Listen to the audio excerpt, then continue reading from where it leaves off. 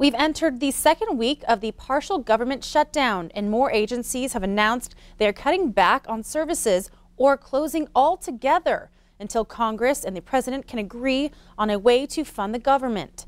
At the heart of the debate is a proposed wall on the southern border. Nicole Killian is at the White House with the latest.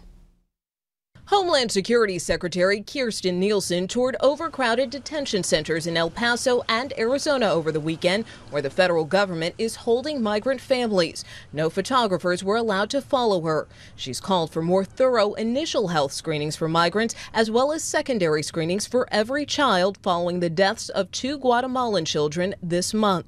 Texas Congresswoman Sheila Jackson Lee will head the Homeland Security Committee to investigate those deaths in January when Democrats take control of the House. The policies of the present administration does not answer the humanitarian crisis. I know that America is better than this. Saturday, President Trump tweeted, "Any deaths of children or others at the border are strictly the fault of the Democrats and their pathetic immigration policies that allow people to make the long trek thinking they can enter our country illegally." The president is pledging to keep the federal government partially closed until Congress agrees to have U.S. taxpayers help fund a border wall. Friday, the president threatened to close the entire southern border. The president is here at the White House, having canceled his annual New Year's Eve party at his private Florida club. He agreed to lower his demand for a full $5 billion to build a border wall, but Democrats say the new number, $2.5 billion, is still unacceptable. Meantime, the Environmental Protection Agency began furloughing workers Friday night, and the Smithsonian Institution, which runs 19 museums and the National Zoo, will close all locations after the new year. The shutdown is forcing hundreds of thousands of federal workers to stay home or work without pay. Nicole Killian, CBS News, the White House. House Democrats have pledged to introduce legislation to reopen the government when they take control January 3rd. Well, just this morning, Senator Jon Tester spoke on Face the Nation to discuss the ongoing government shutdown and the ramifications of the political deadlock between a divided Congress and the White House. Tester said that President Trump had not been consistent in his funding request for the border wall, allegedly increasing his original $1.6 billion request to $5 billion. But what did happen this last year is the president asked for $1.6 billion in his budget proposal for this next year. The Appropriations Committee, which Senator Shelby chairs and Senator Leahy is a ranking member of, agreed to that in a bipartisan way. Senator Shelby voted for it, Senator McConnell voted for it. The president moved the goalposts and said, no, now I want $5 billion.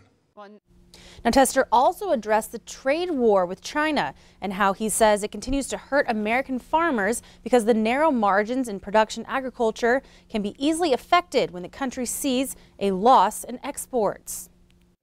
Well, margins in production agriculture are always really narrow. And so when you get a situation where you start to lose export markets, which is what has happened with this trade war, you end up lowering prices at the farm gate. You have more farms that potentially go into a situation where they're not solvent anymore and bankruptcy. Joining me now is Brett McCrummon, and we have definitely been seeing some snowfall this afternoon into the evening. And the wind has been acting up. Are there any advisories? Oh, absolutely. Let's go ahead and take a look at our watch and warning. Very busy all across the state. Winter weather advisory, those areas shaded in the purple areas, and that includes the Billings area. And we're seeing slick conditions, also blowing snow, very high wind gusts out there, and also some areas that could see some winter storm warnings down around the Sheridan area over towards Gillette and into extreme southeastern Montana. Could see some drifting snow in those areas as well. Also avalanche warning for the Bozeman and also up around the Red Lodge area, and winter weather advisories for the portions of western Montana, and a wind chill advisory for extreme northern Montana that continues tonight with bitter wind chill temperatures that will continue across the area throughout tonight and into tomorrow morning. We'll have your complete forecast coming up in just a few minutes. Thanks so much, Brett. As 2018 comes to a close, Montana farmers and ranchers are hoping the new year brings greater prosperity to the state's largest economic driver, agriculture. In our Montana Ag Network report, Russell Nimitz shares why ag lenders are cautiously optimistic for 2019. From crop and livestock market fluctuations to trade wars to a farm bill that almost didn't happen, Montana farmers and ranchers have endured a lot this year. Bill Coffey is CEO of Stockman Bank and says ag lenders are preparing for more headwinds in agriculture in 2019. I think we're seeing slower global growth, which has an effect on demand, obviously. I think the China issues, whether they're tariffs or you know, a whole host of their growth slowing as a country, are going to create headwinds for agriculture. We've seen it before. We're all going to make it fine. I think the long-term prospects just continue to grow for Montana agriculture, but I think for the next year or so, it's going to be tough sledding. Like others, he says ag lenders were also happy to see Congress finally pass a new farm bill, which helps them be able to help their customers with their ag lending needs. You know, part of it is it's a baseline so we know what the rules are, what the hot buttons are. A lot of times it takes out some of the risk and some of the anxiety, and other times it kind of puts a little bit of it back into the market and into our planning and those kinds of things.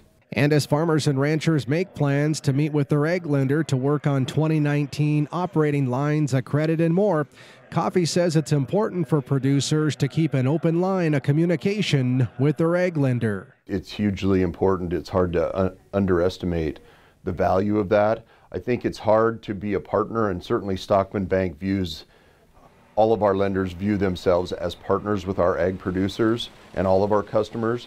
And so if you're not open with them, if you're not honest about what the production looks like for that year, what prices you can reasonably achieve, what other assets or resources you have to lean on, it's really hard for Stockman Bank or any ag lender to really help you to the full extent that they can. In Billings, Russell Nimitz, MTN News.